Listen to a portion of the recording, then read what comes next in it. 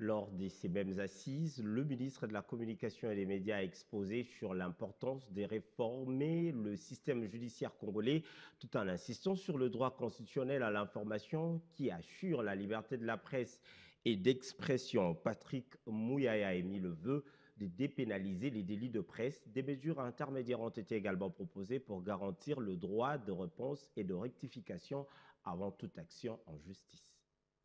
Dans cette loi que nous avons voulu innovante, qui tient compte du contexte où, malheureusement, certains qui se réclament journalistes ne sont pas toujours responsables parce qu'il n'y a aucune liberté qui ne soit encadrée, qui abuse de la liberté qui est la leur, notamment en diffamant ou en passant des informations qui ne sont pas vraies.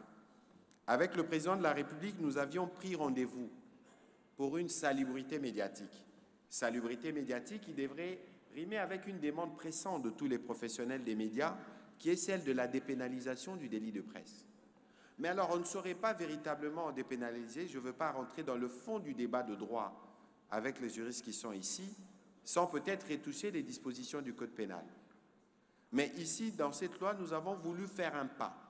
C'est pour ça que dans la section 3, au sujet du droit des réponses et des rectifications, il est dit que toute personne, toute entreprise qui est lésée par un média, avant de saisir la justice, vous devez ressaisir ces médias-là, proposer votre droit de réponse et que ce droit de réponse doit être publié en l'état.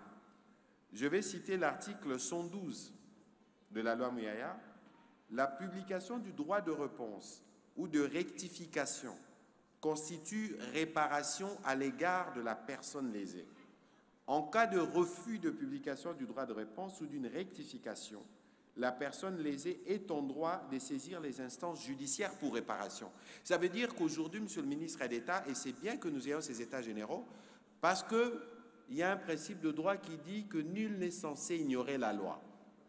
Alors, je ne ferai pas le procès à ceux qui arrêtent des journalistes pour savoir s'ils ont lu cette loi ou pas, parce qu'ils ne sont pas censés l'ignorer, mais pour que dorénavant, tous ceux qui ont en face d'eux de journalistes dans des conditions qui sont fixées par la loi, se rassurent justement avant d'ouvrir des dossiers judiciaires que les personnes lésées ou celles qui sont venues se plaindre ont pris le soin préalablement de faire un droit de réponse. Ça, c'est un progrès énorme que nous avons fait. Et dans le cadre justement